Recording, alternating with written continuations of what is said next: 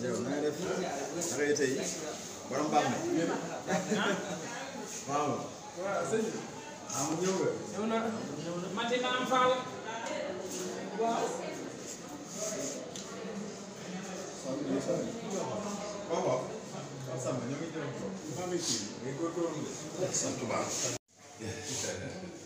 merci c'est le président des étudiants. voilà merci ndax ñaar ñi ku leen gis xam ne c'est un frère qui sort c'est son frère qui vient parce que loolu lañu gëm ñoom te loolu la ñuy doxal mais nag ñun comme yàlla def ñun ñoo fi nekk tey bis bi xaw na nekk bis bu xaw a métti ci ñun le pourquoi parce que on va se séparer d'un ami mooy def c'est quelqu'un qui va venir loolu nag fu mu am fu nekk am lu nekk mais nag dañuy sant yàlla xam ne mënoon naa am ci leneen koo xam ne bu ñëwee dañuy laaj mooy kan mais comme yàlla def na ne ñoom ñaar duñ ñaar kenn lañ alhamdulilah rabbil alamin alhamdulilah rabbil alamin pour deux choses ndax personnel bii nga xam ne ñoom ñoo fi nekkoon fi depuis 2007 ba léegi tey yàlla def directeur bi mu ñëwee indaale beneen personnel mu ñëw fekk si ñooñu je pense bien que ñett yi wanoon nañ ko directeur loyauté fidélité engagement et disponibilité nous avons été partout je pense bien que Université Bambey tey bu ñëwee ba agsi fii c'est grâce à ces gens là qui sont là kon remerciement yi ñaar lay doon directeur dañ lay ñaanal fa nga jëm yàlla na fa yow yàlla jëm yàlla na la yàlla defal jàmm yàlla na la yàlla may lu ëpp fuuf li nga xam ne moom nga fi jële mais ki nga xam ne day ñëw dañ koy ñaanal mu dal ci jàmm souhaité que la bienvenue ne ko fii personnel baa ngi nii sa ginnaaw vous n'aurez pas une équipe vous aurez tout le personnel derrière vous parce que ñun loolu lañ gëm alhamdulillahi rabbil alamin je ne saurais pas terminer sans remercier encore le personnel bi nga xam ne ñoom ñoo ñu joxoon seeni voix pour ñu wax seen tur te li ñu ko doon defee ñaar yi ñoo ñu doon defee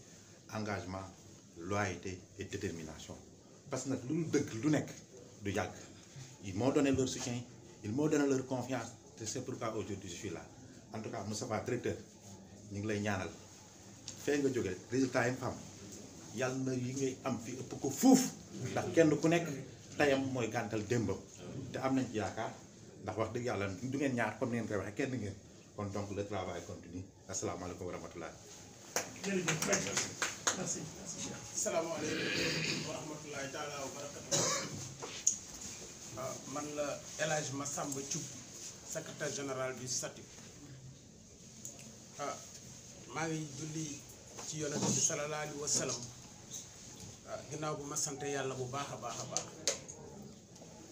sant naa yàlla te li tax ma sant yàlla mooy ni ay góor laa jiital ñu jiite ma ànd ak ñoom di liggéey waaye lañ waxante woon ba léegi man ak góor yooyu ci la ñuy dox ñun suñu syndicat SATU lii la ñu ànd ak kilifa lu ñu xamul dinañ ko laaj li ñu moom dinañ ko jël si li nga moom dinañ la ci ñaan te loola ca la ñuy dox ñun ba tax na directeur bi fi ñëw il a été très loyal avec nous très loyal metti na nag ngay séparer quelqu'un boo xam ne nii boo évaluer fa nga jógee ak fi mu la indi da ngay tiit parce que ki fi ñëw xamoo li muy indi le directeur a été travailleur il a été serein il a été ouvert il a fait des résultats et il nous a mis en place une administration solide boo xam ne ni bi ñu jógee Crous amuñu kudd jug amuñu ko woon kon base yi am na rien n'est parfait les hommes passent et les institutions restent mais l'administration c'est une continuité kon monsieur le directeur Moustapha Gueye dalal ak jàmm te ñoo ngi lay xamal ne la sa njaboot ñoo fi ne vous avez une équipe jeune directeur Cheikh Abdoulo posé na fi ay actes teg na fi ay jalons dëgg la am na lu des mais li des ñoo ngi koy séntu ci yow duma mën a terminer nag sans parler au nom des gens boole ci nga xam ne ce sont les agents temporaires yi fi nekk am fi ay ati at nag daj fi lu nekk yëg fi lu nekk monsieur Lo avait commencé am na ñu ci jot a recruter mais on attend la suite avec notre nouveau directeur il faut aider ces gens-là ils en ont besoin ce sont des pères de famille ce sont des mères de famille qui sont très fatigués ak salaire bu ndaw bi ñu fiy am depuis presque ay 4 ans 5 ans 6 ans ñoo ngi fi di reyante 15 ans 15 ans bëgg kër gi kon il faudra penser à ces gens-là monsieur Lo monsieur Guèye nous vous souhaitons la bienvenue ñu ngi leen di sant di leen gërëm la discours mënoon naa gudd lii parce que li nekk ci xol bi yëpp mënul xaj fii ci 3 minutes moo tax ma tënk ko jëm ci boole ñëpp asalaamualeykum wa rahmatullah. waa course gépp maa ngi nuyu kenn ku nekk ci turam ak santam di ci jiital les 2 directeurs ici présents le directeur sortant monsieur Cheikh Abdou Lo et le directeur entrant monsieur Moustapha Guèye di nuyu CSA ak AC ak mboolem ñi fi nekk ñëpp peut-être directeur dafa ne naa wax parce que donc ci élection yu mujj yi ci conseil d'administration pour délégué personnel bi je crois que man ak ma jenn lañ désigné woon à égalité de voix 28/35 donc mën naa wax ci tur ñooñu li may wax nag mooy ñun dafa am foo xamante ni fa lañ jógewu muy kuut ak lañ fa nekkoon yépp yéen ñi toog fii xam ngeen bi kurus amee kon li ñu doon ñaan autonomisation bi mu amee gis nañ résultat bi ndax secteur bu nekk boo jël fii nii li directeur waxoon jour bañ koy installé les 3 piliers qui tiennent la charpente muy restauration du médical des étudiants ak cadre de vie bi te it li nga xamante ni gënoon na koo wax ma gën ko jàpp mu ne qu'importe le temps que je vais passer ici l'essentiel c'est ce que nous en ferons ensemble loolu mu wax lépp nit ki bañ koy jox di ko dénk liggéey la mu waxoon ak buy génn da nga koy teg méngale ko est-ce que jaar na foofu wala jaaru foofu moi je dis que jaar na foofu ba jaar bu ëpp suñu njot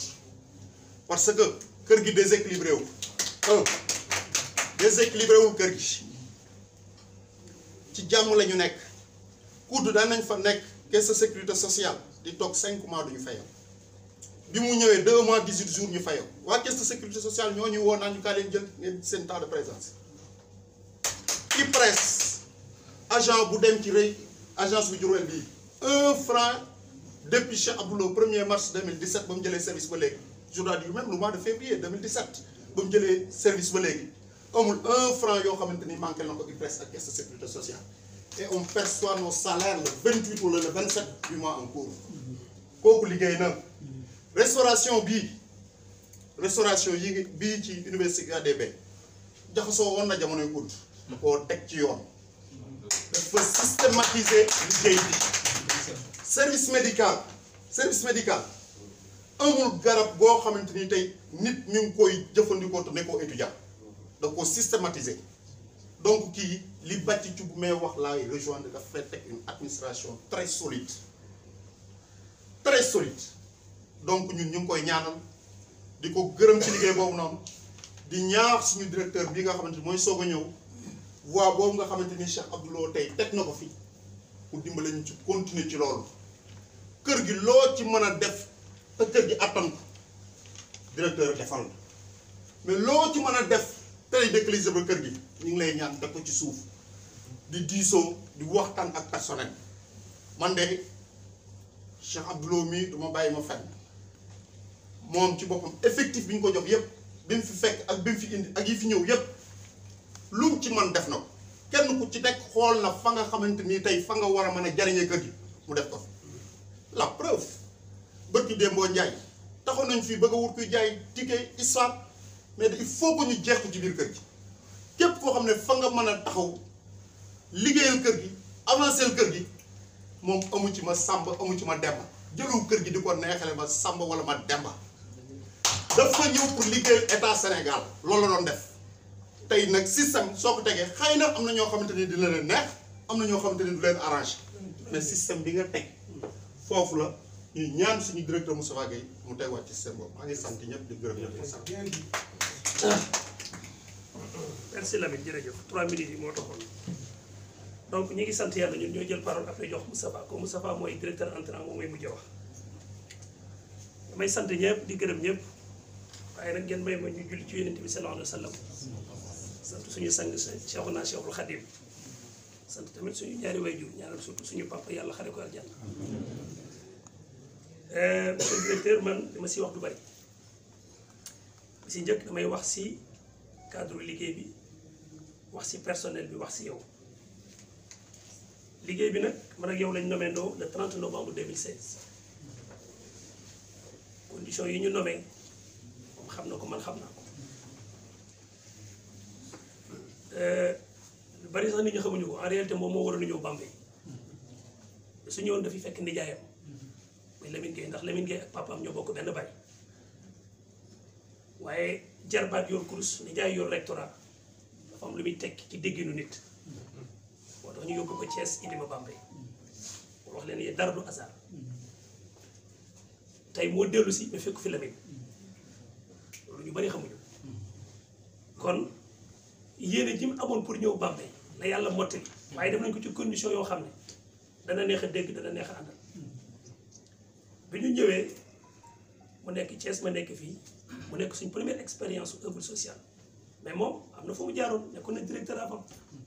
parce que position bi mooy ñetteelu position ci directeur kon am na expérience man maa amuloon expérience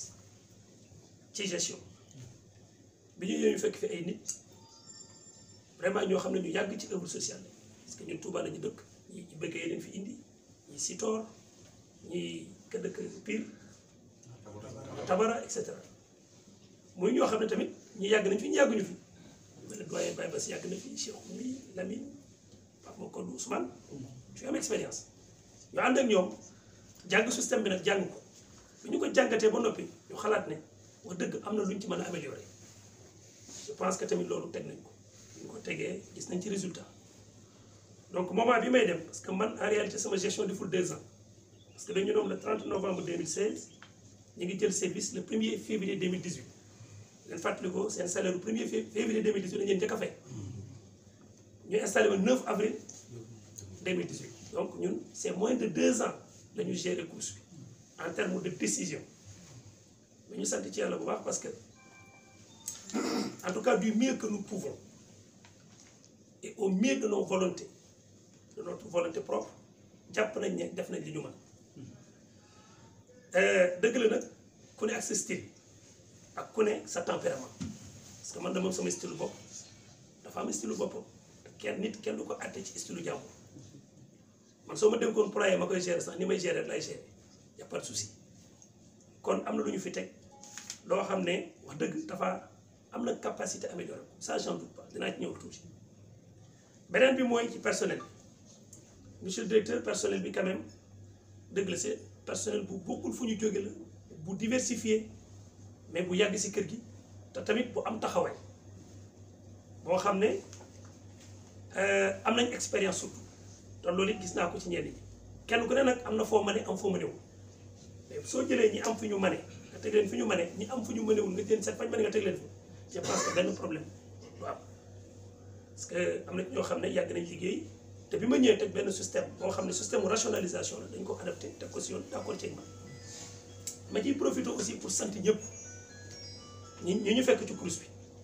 sant leen yéen ñëpp parce que fii samay dëkkandoo samay mbokk samay ami jàmm rek a fi nekk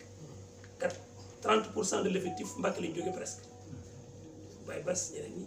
ci des Bambey la ñu dëkk nous sommes de la région ñeneen ñu Fatick ak et cetera donc lépp benn mais may profité ci sant googu ma leen di sant ak taxawaay bi ngeen taxaw ak nangul bi ngeen ma nangul parce que may damay reconnaître ne neexuma nekkal loolu dama koy reconnaître parce que nit ku ne ak jikko parce que lépp sama am na loo xam ne si xëy na war naa koy muñ te duma ko muñ mais ngeen xam ne loolu it noonu la ma yàlla bindee loolu it wax dëgg xëy na sax du ma neex mais noonu la ma yàlla bindee kon ñu jàpp ne loolu da parfois dina ci am benn comportement danaa leen ci amel ak maa ngi leen koy jéggulu yéen ñëpp te it may di leen jéggal di ci profité aussi di sant suma CSA parce que CSA dañoo bokk promo te loolu il faut mu wax ko te su may wax ak moom damay mel ni koy waxee sama rak te fonctionnaire la comme man di hiérarchie ak comme man ñu bokk benn promo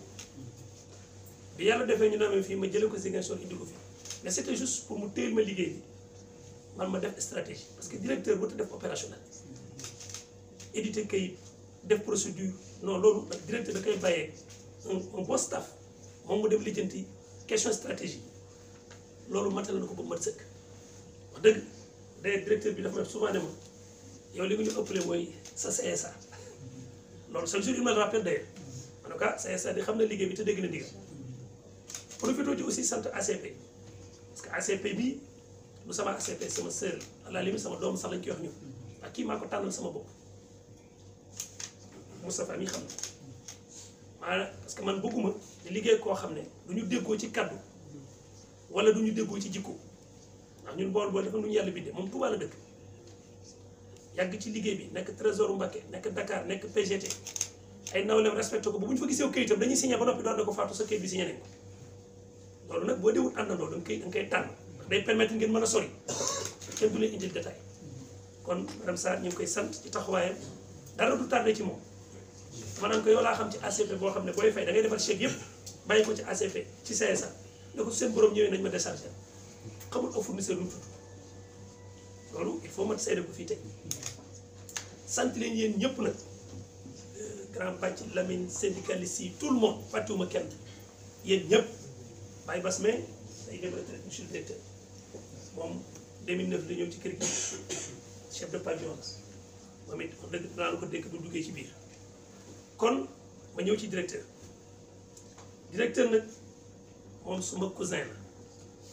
c'est un frère ñoo bokk benn maam dama bëgg li nga xam ngeen dëkk ko bu baax 92 93 da daan jógee Dakar ñu indi ko vacances suñu kër 92 93 mu am bac dem France Nice jàngi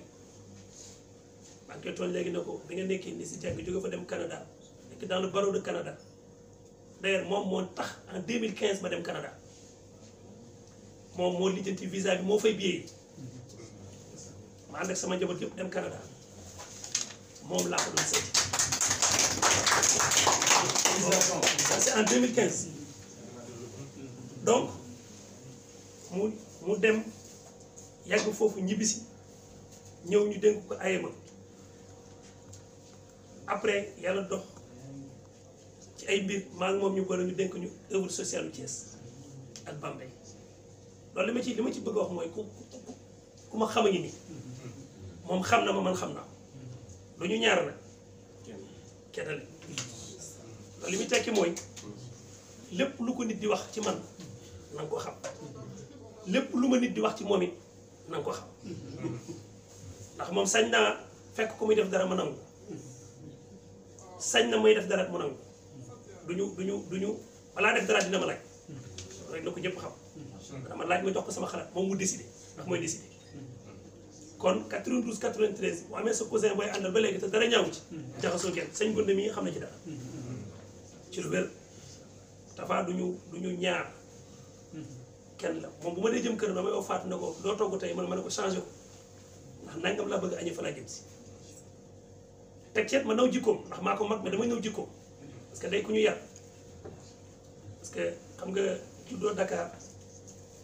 sa papa teel a am barke ñu yar la son père fii directeur du COUD histoire nga xam ne lu doy waar ñu teel la yar sa papa teel a am barke sa yaay yar la moo tax yaayam na ko ñëpp ñaanal yar ko xeex ci éducation di ko indi vacances Touba muy jaxasoo ñun ay cousin ba yàlla defal ko muy mu kàllaf léegi di kilifa kon mag way juri kenn mu leen ay fa xëy walaay lancé ci noonu am na expérience am na fulla dafaa na nit ku baax la waaye nit ku am fulla dama leen di mettre dama leen teel a wax jikko nit ku baax la détails yi man ni ma bëree ay détails bëriwu waxtaan wax dëgg da cee bëri aussi baax man mën na lay lijjanti dafa du lijjanti lu ne waaye nag ku am fulla la ku am fulla la ku mën a jël décision ku xam fi mu jëm la moo tax man awma benn damaa am maanaam bi ma dëgg na moo fi ñëw dama ne alhamdulilahi rabbil alamin ndax xam naa ko kon accompagnement bi ngeen ma defaloon te jàppale ma taxaw ci da ngeen bu ngeen defoon fukk da ngeen def 100 su ngeen ko defee li tax mu may neex mooy man mën naa fee nekk am lu ma naqari waaye moom giñ naa ci Seexul Xadiim mi ñu bokk bëgguma am fi loolu bu ko naq waaw li ma bëgguma ko mooy man xëy na sax parfois tension bi daf may neex histoire bi xuloo bi te moom efficacité ak jëm ci kaw moo ko neex ak am résultat kon bokkuñu foofu jikko kon moom li mu mérito mooy bu mérito benn soutien bu ma am mérito 10 bu mérito na 100 kon da ngeen ko jàppale ci 100 yooyu taxawu ko ndax kat dama leen koy wax si ni ma leen abale woon waxoon naa ko fii 9 avril danaa leen fii dañ ma fay able rek bu ma kenn ñaanal ma yàgg fii nañ ma ñaanal pap ma am résultat loolu rek am solo moom mi kat damay wax fii ne ñaanal ma ko mu yàgg fi de ndax daa war dem ci yeneen liggéey waaye ñaanal naa ko su ma defee benn yàlla na ko def mbir loolu ñaan naa ko kon da ngeen ko taxaw te jàppale ko Jurbel gii la dëkk ay bokkam képp a fi nekk képp ñoo fi nekk nit nag soo amee mbokkam da koy jàpp nit soo amee mbokkam da koy jàpp bu sa mbokk baaxee jàppal bu bonee jàppal damay wax bàcc mee ne ko bàcc man su ma baaxee grand laa lay wooyee su ma bonee grand laa lay wooyee soo ma fekkee may dara sañ nga ma aaye ma nekk directeur ma nekk président kon lu mën di xew rek jàpp ma lu mën di xew rek jàppal nit koo xam ne lu mën di nekk ci àdduna sañ nga ko wooyee booy nu mu mën a mel jàppal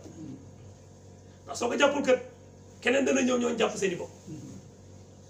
kon jàpp leen ko te dimbali ko seen mbokk seen frère la seen cousin la seen neveu la fii la dëkk ci région bi lu ngeen xam ci lu baax wax leen ko te bàyyi ko décision kilifa dañ koy bàyyi mu wéet ak décision kilifa dañ koy bàyyi mu wéet ak décision waaye nag wax ko li nga xalaat ku ne sañ na ko monsieur le directeur ñi fi nekk ñëpp franchement ay nit lañ ñoo xam ne naqariwu ñoo àndal liggéey tempérament yi nag wute na waaye su ngeen jonjoo tuuti ku ne da nga xam fi ngay téye sa morom waaye li ko am solo du xuloo bi li am solo mooy fi course bi war a dem ndax am na yu bari yu ñu fi war a def li ma def li ñu fi war a def li ma fi def ab tàmbali bu tuuti la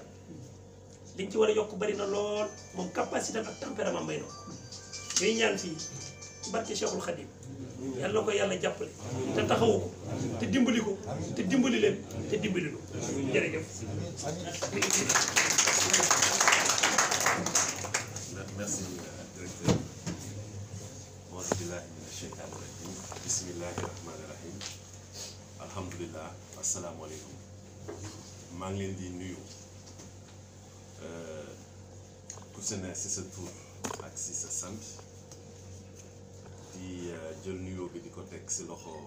mon frère et ami Cheikh Abdou Lo mu partagé ko ci ñi teew ci salle bi ak ñi fi teew. Tout à l'heure le représentant du personnel mi ngi wax ne Cheikh Abdou Lo c'est un homme de compétence mais loolu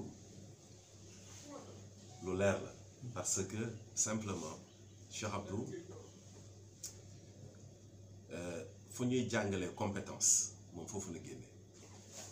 dafa jàng ay année ma fekkee ko te ba mu fay dugg ñun ñëpp man ak samay morom on était à l'université te moom lu mu ñu magee bariwul mu nekk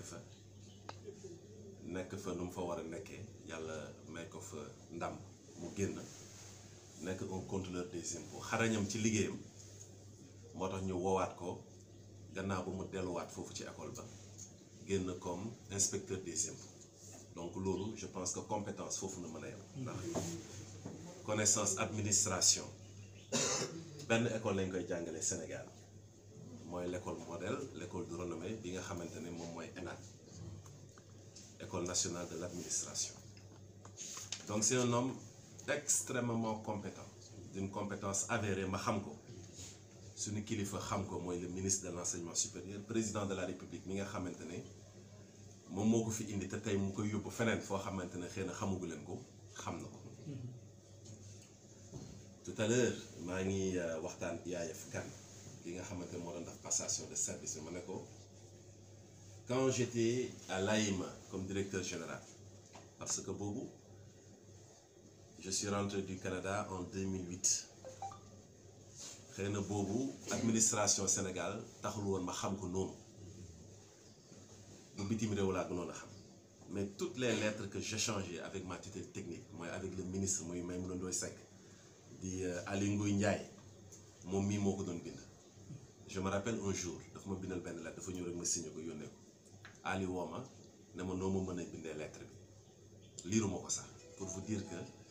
Cheikh Abdou mii loolu muy wax loolu du dëgg la c'est mon ami c'est mon frère. Tout à l'heure également un deuxième point maa ngi wax li yaayef kan ne ko en général les gens quand ils signent ils le font avec des réserves parce que dafa am ay vérifications ñuy def ultérieurement ma ne ko mais man damay signer sans réserve document bii dama koy signer sans réserve c'est-à-dire que lépp lu fi ne rek même suñu amee ay daal yi ñuy teg ku liggéey bi man nañ koy teg man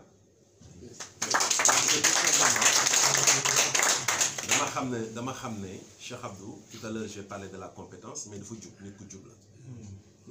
man sama wàllu bopp moom laa gën a wóolu ko sama bopp man loolu lu leer la c'est la première fois dans l'histoire des œuvres sociales que Dieu a fait que j'ai fait du benchmarking parce que gis naa document COUD yi démb document bu ma signé barki démb au Crous de Thiès bi nga xamante ne sama liggéey la mais c'est la première fois ma gis vraiment un équilibre budgétaire au sein des œuvres sociales te loolu pour nga am ko il faut être extrêmement compétent du bëgg-bëgg rek moo tax nga koy am mais il faut de la compétence et la compétence elle s'acquiert donc loolu nga wax dama koy dëggal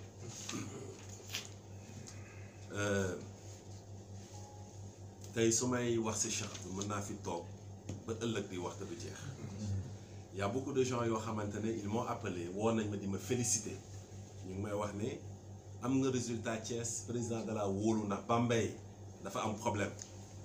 dañ la fa yóbbu pour nga defar ko mais c'est une mauvaise lecture moom mii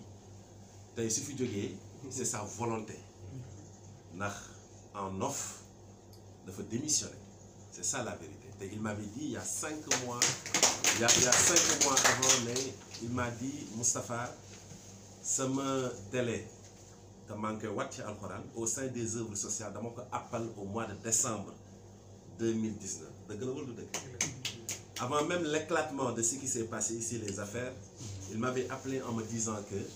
am na fu ma yaakaar dafa mel ni foofu moo gën a méngoo ak sama personnalité ak nu may liggéeyee te foofu dafa mel ni ne suñu borom daal war na ma ne foofu moo gën ci man mi ngi nii toog di ma bàyyi ma wax donc c'est pas une démission ndax tey su fi bëggoon a toog day toog su bëggoon ñëw Thiès day ñëw Thiès parce que am na loo xam ne logique la donc noonu la demee en tout cas Cheikh Abdou maa ngi lay gërëm pour le travail remarquable bi nga xamante ne daf nga ko au Crous de Bambey maa ngi lay gërëm pour sa compétence di la gërëm pour sa expérience di la gërëm également pour l'accompagnement bi nga xamante ne depuis le début yaa ngi ma koy accompagner et ça ne s'est pas limité à l'AIME parce que bëri na ay décisions yoo xamante ne jël naa ko Thiès mais moom moo tax ma jël xelam bu rafet moo tax ma jël décision yooyu donc vraiment merci pour ta générosité merci pour ta compétence merci pour l'excellent travail que tu as abattu à la tête du Crous de Bambey pour le reste yaa ma gën a xam y a rien qui change sànq maa ngi lay wax ne l'équilibre est là tout ce qui reste c'est de prendre l'argent et de dérouler des projets te y a aucun projet qui sera déroulé contre ton aval te loolu xam nga ci dara je pense que je te l'ai dit devant l'inspecteur des affaires administratives et financières donc y a rien qui change c'est la continuité de chaque décision qu'on prendra ce sera avec la concertation de Cheikh Abdou ndax nag moom moo sos kër gi c'est le premier directeur du Crous de Bambey te loolu moom je pense que l'histoire l'a déjà retenu par rapport à ce qui reste à dire c'est remercier encore une fois le président Macky Sall de m'avoir choisi comme directeur du Crous de Bambey donc j'essaierai autant que faire se peut avec l'aide de Dieu avec les prières de mes amis avec vos prières et votre accompagnement de porter le flambeau haut maa ngi gërëm sama ay waajur di leen gërëm yéen itam les travailleurs du Crous de Bambey di leen xamal ne c'est votre frère qui est là c'est votre ami en tout cas tout dépend de vous qui est placé à la Crous de Bambey je ne suis pas là pour décider disons d'une manière solitaire mais je suis là tout simplement pour travailler avec une équipe nag boo gis am na ku koy jiite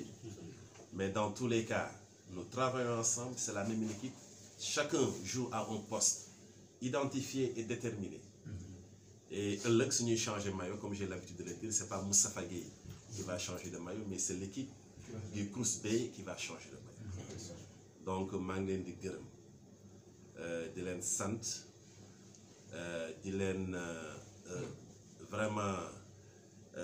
comme Cheikh Abdou nu mu ko waxee di leen tàllal loxo ci liggéey bi nga xamante ne ñu ngi koy pas dërmal mais continuer parce que commencé na ko ba pare Cheikh Abdou foofu nga jëm xam naa ne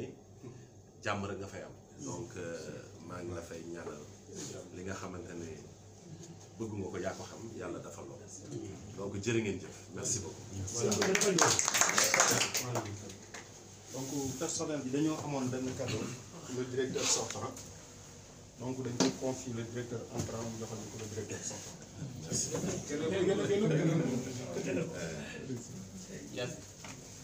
mais est-ce que gënul rafet nga joxal ko comme ça non ñoo joxal ko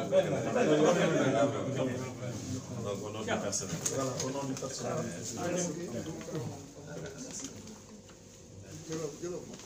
C'est bon?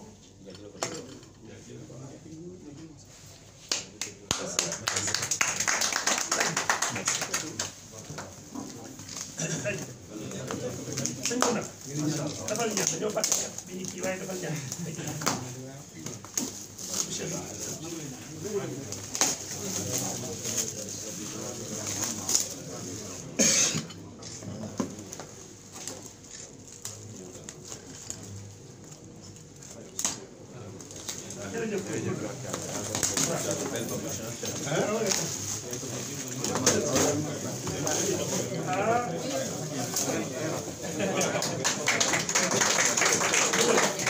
merci jërëjëf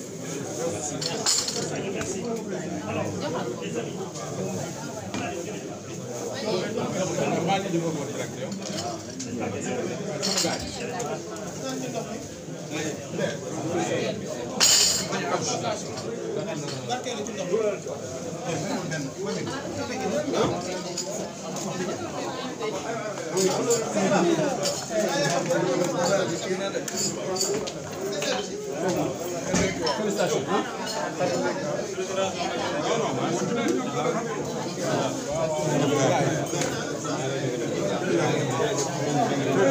Alors.